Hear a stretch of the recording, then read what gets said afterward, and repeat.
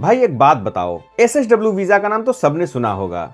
Japan में काम करना है, SSW लो। जापान में सेटल होना है, SSW लो। और जापान में पैसे कमाने हैं, SSW लो। पर कोई ये नहीं बताता कि SSW एक्चुअली होता क्या है, नॉर्मल वर्क वीजा से ये अलग कैसे है, और इस वीजा पे तुम स्पाउस ला सकते हो या नहीं, और 5 साल बाद क्या होगा, ये वीजा दूसरे वीजा पे कन्वर्ट होगा या नहीं। आज मैं ये सारे क्वेश्चंस एक बार में क्लियर कर देता हूँ, सिर्फ फैक्ट और वो चीजें जो एक्चुअली मैटर करती हैं। जापान में वर्क वीजा केवल एक टाइप का नहीं, एक्चुअली बहुत टाइप के होते हैं। सबसे कॉमन जो लोग जानते हैं वो है इंजीनियरिंग ह्यूमैनिटीज वीजा। इसका पूरा नाम है इंजीनियर स्पेशलिस्ट इन ह्यूमैनिटीज और इंटरनेशनल सर्विसेज, और ये जापान का स्टैंडर्ड प्रोफेशनल वर्क वीजा है जो कि IT, मार्केटिंग, फिनांस, ट्रांसलेशन, इस तरह की व्हाइट कॉलर जॉब्स में यूज होता है। इसके लिए जनरली बैचलर डिग्री चाहिए होती है रिलेटेड फील्ड में, या फिर सिग्निफिकेंट वर्क एक्सपीरियंस। मतलब अगर डिग्री नहीं है तो ये रास्ता बंद है। अब आता है SSW यानी स्पेसिफाइड स्किल्ड वर्कर वीजा, जिसको जापानीज में तोकुतेगी गिनो बोलते हैं। SSW 2019 में आया। इससे पहले जो इंजीनियरिंग और ह्यूमैनिटीज वीजा था वो जापान में यूनिवर्सिटी या फिर किसी वोकेशनल स्कूल से डिग्री मांगता था। SSW में कोई एजुकेशनल बैकग्राउंड नहीं चाहिए, बस एक स्किल टेस्ट पास करो। ये पहला सबसे बड़ा फर्क है। और दूसरा बड़ा फर्क है जॉब्स के लिए। इंजीनियरिंग और ह्यूमैनिटीज वीजा के साथ तुम फूड सर्विस, हॉस्पिटैलिटी या फिर नर्सिंग की जॉब नहीं कर सकते, लेकिन SSW ने ये सारे सेक्टर ओपन किए हैं। और तीसरा फर्क, इक्वल पेमेंट गारंटी। SSW में कानून है कि तुम्हें वही सैलरी मिलेगी जो तुम्हारे साथ काम करने वाले जापानीज वर्कर को मिलती है, मतलब equal pay for equal work. ये लीगली बाइंडिंग है। तो अगर सिंपल बोलूं तो इंजीनियरिंग ह्यूमैनिटीज डिग्री वालों के लिए, व्हाइट कलर जॉब्स के लिए, और SSW स्किल वालों के लिए। 16 सेक्टर्स में मैनुअल और सर्विस जॉब्स। अब यहाँ आता है वो हिस्सा जहाँ लोग कंफ्यूज होते हैं। SSW के 2 टाइप्स होते हैं, टाइप 1 और टाइप 2, और दोनों में बहुत बड़ा फर्क है। तो चलिए पहले बात करते हैं टाइप 1 के बारे में। टाइप 1 में मैक्सिमम 5 साल तक जापान में रह सकते हो, और तुम्हारी फैमिली या फिर तुम्हारे बच्चे या स्पाउस जापान नहीं आ सकते एज ए डिपेंडेंट। और इसको क्वालिफाई करने के लिए 2 चीजें चाहिए, sector specific skill test pass करो और जापानीज लैंग्वेज टेस्ट, या तो JLPT N4 या फिर JFT बेसिक A2 लेवल।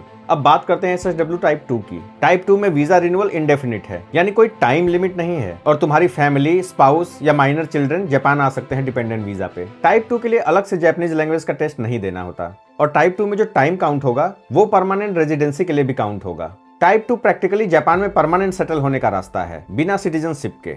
तो सीक्वेंस ये है, पहले टाइप 1 वीजा लो, जापान में उसका एक्सपीरियंस लो, हायर स्किल एग्जाम पास करो, और फिर टाइप 2 में कन्वर्ट करा दो। अब ये क्वेश्चन जो सबसे ज्यादा लोग पूछते हैं, तो सीधा जवाब 2 पार्ट्स में है। टाइप 1 पे फैमिली अकम्पेनिमेंट अलाउ नहीं है, कोई एक्सेप्शन नहीं, स्पाउस जापान नहीं आ सकती इस वीजा पे। SSW टाइप 2, जवाब है यस। टाइप 2 पे स्पाउस और चिल्ड्रन जापान आ सकते हैं डिपेंडेंट वीजा पे। डिपेंडेंट वीजा मिलने के बाद स्पाउस पार्ट टाइम भी कर सकती है जापान में। इसके लिए अलग से परमिशन लेनी पड़ती है इमिग्रेशन से, जो जनरली मिल जाती है। तो अगर तुम्हारा प्लान है फैमिली के साथ जापान में रहना, तो टारगेट SSW टाइप 2 पे होना चाहिए। टाइप 1 एक स्टेपिंग स्टोन है। ये बहुत इंपॉर्टेंट क्वेश्चन है जो कोई प्रॉपरली एक्सप्लेन नहीं करता। हाँ, हो सकता है, मगर कंडीशंस के साथ। जापान की ऑफिशियली इमिग्रेशन FAQ ये क्लियरली कहती है SSW से इंजीनियरिंग ह्यूमैनिटीज वीजा पे ट्रांसफर हो सकते हैं, और फिर बाद में वापस भी SSW पे आ सकते हैं अगर कंडीशंस मीट होती है तो। मतलब अगर तुम SSW में काम कर रहे हो और तुम्हारे पास एक जापानीज कंपनी का जॉब ऑफर आ गया जो डिग्री लेवल का काम है, IT, फिनांस, मैनेजमेंट, तो तुम इंजीनियरिंग ह्यूमैनिटीज वीजा के लिए अप्लाई कर सकते हो स्टेटस चेंज करके। अब इसका प्रैक्टिकल मतलब क्या है? SSW एक डेड एंड नहीं है, ये एक एंट्री पॉइंट है जापान में। बहुत से लोग SSW से स्टार्ट करते हैं, एक्सपीरियंस लेते हैं, जापानीज बेटर करते हैं, और फिर इंजीनियरिंग ह्यूमैनिटीज या फिर हाईली स्किल्ड वीजा पे शिफ्ट हो जाते हैं। एक और इम्पोर्टेंट बात, SSW टाइप 1 वीजा के 5 साल पूरा होने के बाद अगर तुम टाइप 2 वीजा के लिए एलिजिबल नहीं हो, या फिर कोई और दूसरा वीजा नहीं मिला, तो जनरली वापस जाना पड़ता है, एक्सेप्ट किसी जापानीज नेशनल से तुम्हारी शादी हो गई हो या फिर कोई और वैलिड स्टेटस वीजा मिल जाए। तो प्लानिंग पहले से करनी पड़ती है। अब जल्दी से कवर करते हैं वो रूल जो एक्चुअली मैटर करते हैं।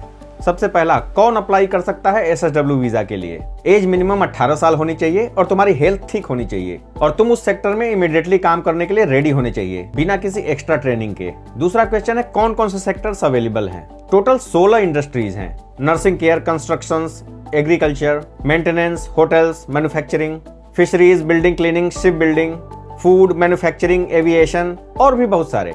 मार्च 2024 में 4 नए सेक्टर्स ऐड हुए हैं, ऑटोमोबाइल ट्रांसपोर्ट्स, रेलवे, फॉरेस्ट्री और टिम्बर प्रोसेसिंग।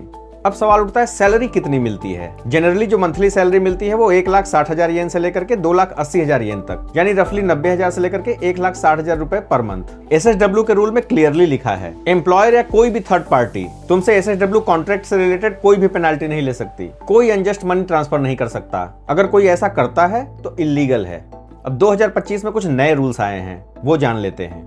अब एम्प्लॉयर को पहले लोकल अथॉरिटीज के साथ कोऑपरेशन कंफर्म करनी पड़ती है, तभी सर्टिफिकेट ऑफ एलिजिबिलिटी मिलता है। और अगर वर्कर पहले महीने में काम स्टार्ट नहीं करता तो एम्प्लॉयर तुरंत रिपोर्ट करने के लिए बाउंड है। सिस्टम और ज्यादा स्ट्रिक्टर और ट्रांसपेरेंट होती जा रही है। वर्कर्स के लिए एक्चुअली अच्छी खबर है। तो भाई समरी ये है, SSW और नॉर्मल वर्क वीजा में फर्क ये है, SSW बिना डिग्री के मिलता है और वो सेक्टर कवर करता है जो नॉर्मल वीजा नहीं करते। टाइप 1 में 5 साल फैमिली नहीं, टाइप 2 में नो लिमिट फैमिली आ सकती है। SSW से दूसरे वीजा में कन्वर्ट कर सकते हो अगर तुमने रिक्वायरमेंट मीट करी तो SSW टाइप 2 या फिर हाईली प्रोफेशनल स्किल वीजा, ये 2 रास्ते हैं। और अगर इस वीडियो से कुछ क्लियर हुआ तो लाइक करो, शेयर करो और कमेंट में लिखो कौन सी फील्ड में तुम्हारा जापान में काम करने का प्लान है। ये था अभी का जापान, बिना फिल्टर बिना बकवास। मिलते हैं अगली वीडियो में, धन्यवाद।